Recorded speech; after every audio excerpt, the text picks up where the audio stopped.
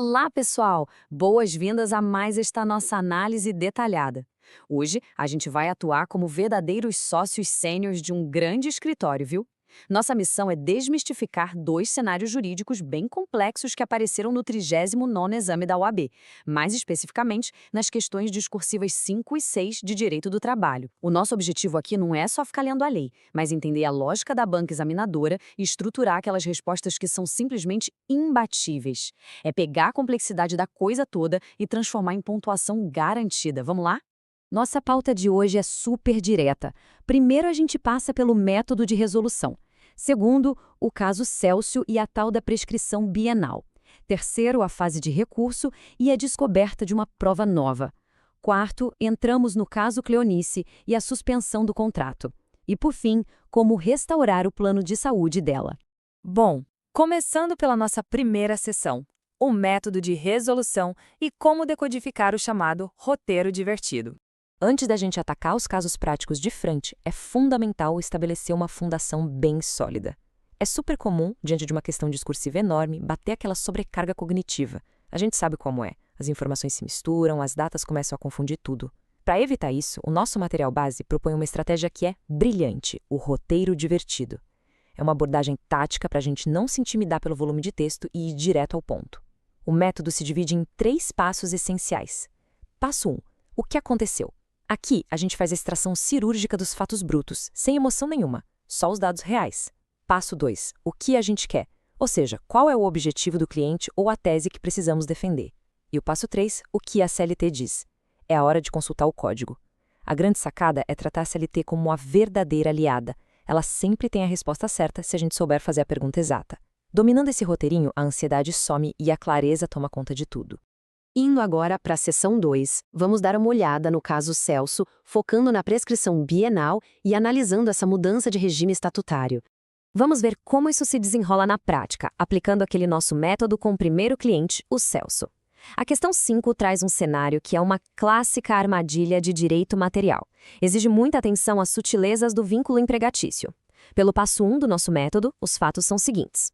O Celso trabalha na empresa pública Águas Limpas desde 2001. No começo, ele era um empregado seletista comum. Mas o grande gatilho do problema acontece lá em janeiro de 2019. Por força de uma lei estadual, os empregados públicos dessa empresa passaram a ser regidos pelo regime estatutário. Aí, só em março de 2022, o Celso resolve ajuizar uma reclamação trabalhista, pedindo horas extras da época em que era seletista. Como advogados da empresa Ré, o nosso objetivo aqui é rechaçar essa pretensão logo de cara. Isso ilustra muito bem a armadilha do tempo que a banca preparou. Olhando para a cronologia, os fatos ficam inegáveis. Temos a contratação em 2001, depois a mudança drástica de regime em janeiro de 2019 e a ação ajuizada só lá em março de 2022. Esse espaço entre 2019 e 2022 é exatamente o que vai definir o destino dessa ação. No direito, a gente sabe bem, o tempo nunca é só um detalhe, né? Muitas vezes ele é a própria sentença. Isso nos leva direto ao conceito central deste primeiro caso, a prescrição bienal.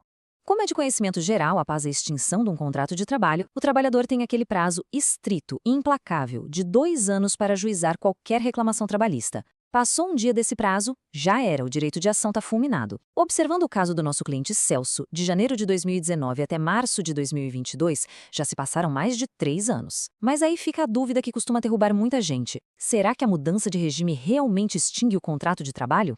Consultando a nossa legislação e a jurisprudência, a gente encontra a âncora de salvação perfeita.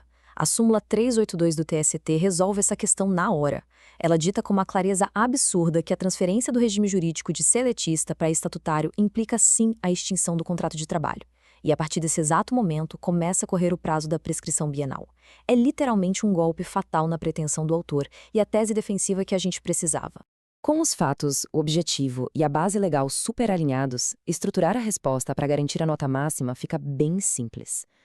A tese a ser defendida na contestação é, sem dúvida, a aplicação da prescrição bienal. E o fundamento jurídico não para na súmula 382 do TST, não. É preciso incluir o artigo 11 da CLT e o artigo 7º, inciso 29 da Constituição Federal, para dar aquela encorpada na argumentação. O resultado prático que a gente busca é o rechaço completo da pretensão do Celso, extinguindo o processo com resolução do mérito. Passando agora para a seção 3, O recurso e as provas novas. Vamos ver o que acontece quando documentos atrasados aparecem no jogo. É claro que a banca examinadora não ia facilitar, então a questão tem uma segunda parte. O cenário avança. Rolou uma sentença de primeiro grau julgando o pedido parcialmente procedente. E aí surge o elemento surpresa. Depois que o processo seguiu concluso para a sentença, a empresa descobre um documento que era totalmente desconhecido até então. Um recibo assinado pelo próprio Celso, provando que as tais horas extras já tinham sido pagas. É aí que o suspense se instaura, porque temos um baita obstáculo processual. A regra geral dita que o momento de a empresa juntar documentos é lá atrás, na contestação. A fase de instrução já acabou, o trem já passou. Então fica aquela pergunta decisiva: dá para introduzir uma prova nova que ninguém conhecia, direto na fase de recurso ordinário? O que é realmente interessante aqui é a via de escape perfeita que a jurisprudência nos dá. A súmula 8 do TST permite a juntada de documentos na fase recursal sob duas condições bem estritas: se referir a um fato posterior à sentença ou, e aqui é o que se encaixa como uma luva no nosso caso, quando for provado o justo impedimento para apresentação no momento oportuno. E, para somar forças, o artigo 435 do Código de Processo Civil corrobora essa tese, aceitando documentos que se tornaram acessíveis só depois da fase de instrução. Sintetizando as à parte para a banca, a tese processual que a gente vai defender é a admissibilidade desse documento novo durante a interposição do recurso ordinário. A fundamentação que garante todos os pontos exige mencionar em conjunto a súmula 8 do TST e o artigo 435 do CPC. E o argumento lógico que amarra tudo isso é demonstrar claramente que houve o justo impedimento, já que o documento era desconhecido e inacessível para a empresa até aquele momento. É pontuação integral garantida na certa. Mudando de assunto, vamos para a seção 4. O caso da Cleonice e a questão do contrato suspenso após o acidente e o afastamento. Dando uma engatada na questão 6, a gente entra num caso com uma carga emocional um pouco mais pesada, mas que exige da gente o mesmo distanciamento técnico. Vamos analisar o drama da Cleonice. É aqui que os limites da responsabilidade da empresa e os direitos do trabalhador entram em rota de colisão. Para ancorar bem os fatos, olhem o contexto original da prova. A Cleonice foi contratada como vendedora pela Café Quentinho. Um ano depois, ela sofreu um grave acidente. A prova é muito clara ao dizer que a empresa não teve culpa ou responsabilidade nenhuma por isso. Por causa do politraumatismo, ela passa pela junta médica, é declarada totalmente incapaz e o INSS concede aposentadoria por incapacidade permanente, que é a nossa antiga aposentadoria por invalidez. Diante desse cenário super delicado, a gente extrai o conflito central. O empregador argumenta que o contrato de trabalho não está mais gerando efeitos ativos e toma uma decisão drástica. Ele cancela imediatamente o plano de saúde da Cleonice, justo no momento em que ela mais precisa de assistência médica. Pronto, a disputa está armada. A primeira pergunta da banca é qual o efeito jurídico dessa aposentadoria no contrato? E aqui a gente valida uma parte da premissa do empregador, porque o artigo 475 da CLT é bem direto. Ele diz que o empregado aposentado por invalidez terá o seu contrato de trabalho suspenso. Ou seja, o contrato não é extinto, ele não acaba, ele só fica adormecido, suspenso, esperando a efetivação definitiva do benefício ou, quem sabe, uma recuperação futura. Então, na hora de formular a resposta para essa primeira parte, a gente precisa reconhecer a letra da lei. O efeito jurídico é, inquestionavelmente, a suspensão do contrato de trabalho. A nossa base legal é o artigo 475 da CLT, e a gente já aproveita para amparar no contexto da súmula 440 do TST, que vamos detalhar daqui a pouco. O resultado é constatar tecnicamente esse status. O empregador até que acertou na premissa da suspensão, mas ele errou muito feio nas consequências disso. Vamos para a nossa quinta e última sessão, a restauração do plano de saúde e como garantir essa medida de urgência. Isso nos leva à parte mais urgente desse desafio todo. Como a gente consegue salvar o acesso da Cleonice aos cuidados médicos?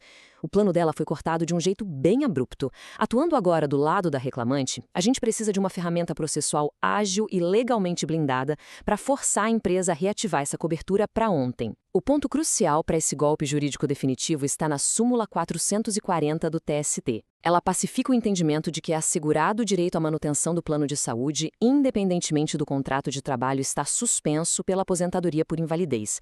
A suspensão paralisa salários e a prestação de serviços, claro, mas não autoriza cortar um benefício de saúde que já tinha sido concedido, ainda mais num momento de extrema vulnerabilidade como esse.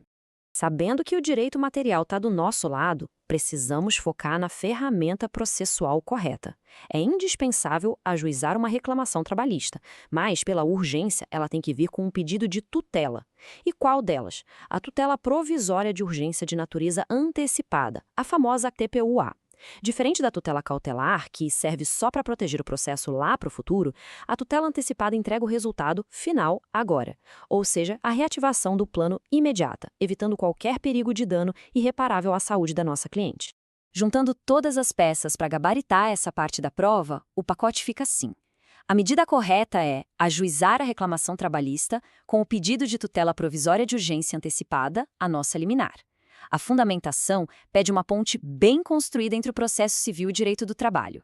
A gente usa o artigo 300 do CPC, que fala dos requisitos da probabilidade do direito e do perigo de dano, e soma isso à súmula 440 do TST. O objetivo final de tudo isso, o restabelecimento imediato da saúde, da dignidade e, lógico, garantir a nota na prova. Fica muito evidente que quando a gente decodifica os fatos com calma e usa as âncoras legais corretas, aquela montanha gigante de informações jurídicas vira só um roteirinho lógico e bem previsível. A grande sacada é manter o sangue frio, confiar no método e deixar as súmulas trabalharem a favor dos nossos argumentos. Agora, com todas essas ferramentas em mãos e a visão tática bem afiada, fica a provocação. Será que existe algum caso prático ou desafio discursivo que consiga resistir a essa estrutura toda?